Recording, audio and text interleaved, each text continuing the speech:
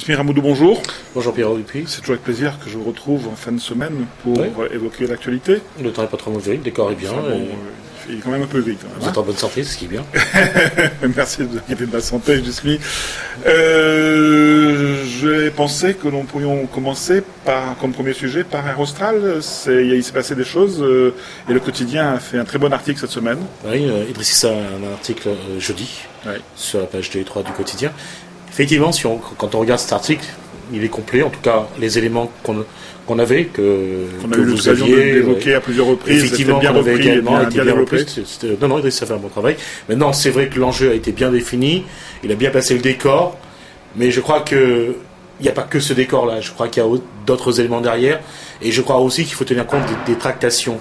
Et cette fois-ci, il y a aussi le retour de votre égérie, Nassima Dindar, dans ce dossier, qui est président de la CEMATRA, et là aussi ça va jouer, ça va peser, sachant qu'Ibrahim Dindar est également au sein de ce conseil d'administration, 11 sièges. Il va falloir faire peser la balance dans un sens ou dans l'autre.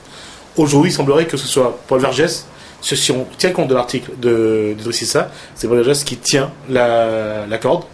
Est-ce que ça va balancer dans l'autre sens? Et est-ce que surtout Nassima Dindar va peser, sachant que derrière Didier Robert n'est pas resté sans rien faire? Alors, Nassima Dindar sera obligée de faire ce que lui diront ses actionnaire. C'est-à-dire que certes, elle est présidente de la CEMATRA, mais elle ne pèse que 30% au sein de la CEMATRA, et les 50% étant détenus par la région. Donc, c'est elle qui va porter la parole de la CEMATRA, mais elle sera obligée de faire ce que lui diront ses actionnaires principaux, à savoir la région. La région, oui. Donc elle est en situation, là je dirais, très délicate, et ce qu'elle encourt, le risque qu'elle encourt, c'est d'être destituée en tant que présidente.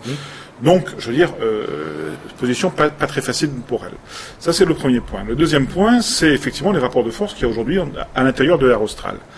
Dans la composition actuelle du conseil de surveillance, effectivement, moi je dirais 50-50.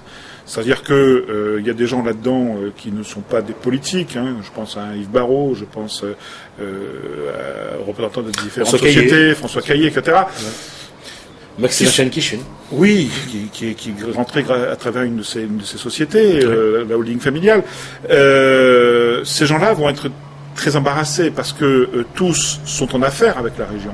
Et donc auront du mal à se mettre à dos le nouveau président de la région, l'homme le plus puissant de la Réunion aujourd'hui.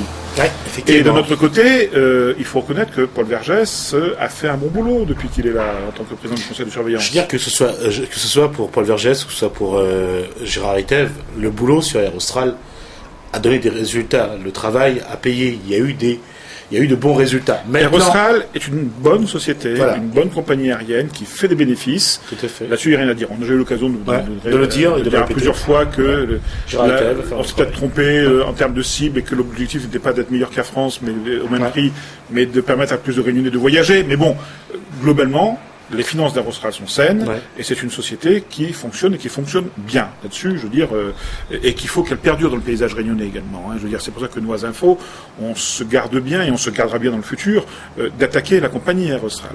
La personnalité de son président du conseil de surveillance, Gérard Ritève, là, est quand même beaucoup plus contestable et prête à beaucoup de critiques. Nous ne sommes pas gênés jusqu'à maintenant pour le dire, et nous ne nous gênerons pas dans le futur. Ça, il faut quand même qu'ils le sachent. Nous n'avons pas l'intention de nous arrêter. D'accord ? Je crois que de toute façon, d'une façon ou d'une autre, si changement il y a dans les prochaines semaines, il est évident que ça va bouleverser beaucoup de choses. Et puis septembre, à l'Assemblée générale.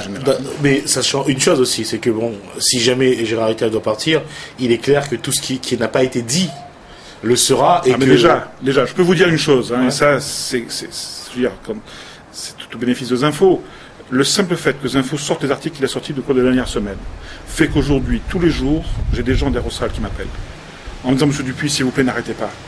On avait fini par se résigner, par se dire: bon, on va manger jusqu'au bout, et il n'y a que la mort qui permettra qu'il s'en aille. Et vous nous avez redonné espoir. Et cet homme a des méthodes de management qui sont contestables, hyper contestables, et on a repris espoir.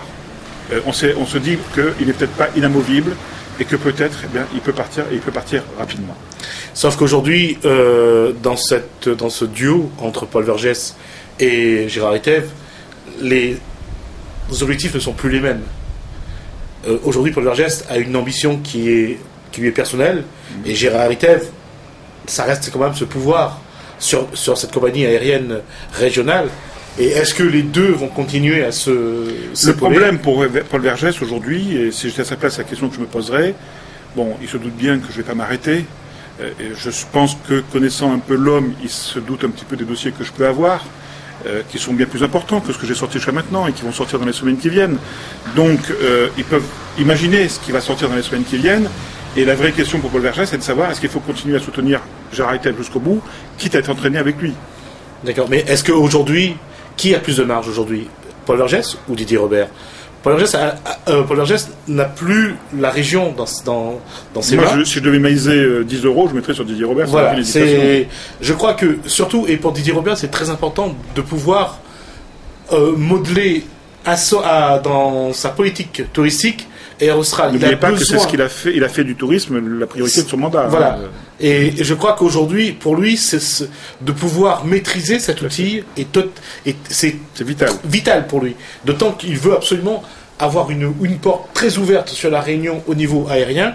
Et aujourd'hui, je crois qu'il n'a pas trop le choix. Et au-delà de ça, je pense aussi qu'il y a, je dirais, une volonté de remise en cause du modèle, parce que il a réussi à gagner la pyramide, et ce qu'il a découvert n'était pas joli dans certains domaines. On aura l'occasion d'évoquer tout à l'heure. Et les mêmes méthodes existaient et existent toujours à Air Austral. Exact. Et on peut comprendre qu'il ait envie de mettre fin là-bas, surtout qu'il ne vive que grâce à la région. Tout à fait. Donc voilà, je crois qu'aujourd'hui, les enjeux, les tractations ont commencé, les discussions ont commencé avec les différents... Difficile, hein. Administrateurs. Si c'était facile, je crois on aurait déjà su. C'est clair qu'aujourd'hui, des garçons comme François Caillé, des garçons comme Maximin Chenkichu, des garçons comme... Moi, je dirais surtout des garçons comme... Ibrahim Diandar, Nassima Nanar. Oui, mais moi, je pense plutôt à Alain Abadi, qui, je dirais, représente un petit peu l'avenir de la société. Et donc... Voilà, donc je crois que on a été très long sur ce sujet, mais je crois qu'il faudra conclure en disant que au moment où on parle, je crois qu'il faut savoir que Didier Robert a besoin d'Air Austral pour sa politique, et il donnera les moyens d'avoir Air Austral. Merci Jusmi, on se retrouve dans quelques instants pour un nouveau volet de Info Plus.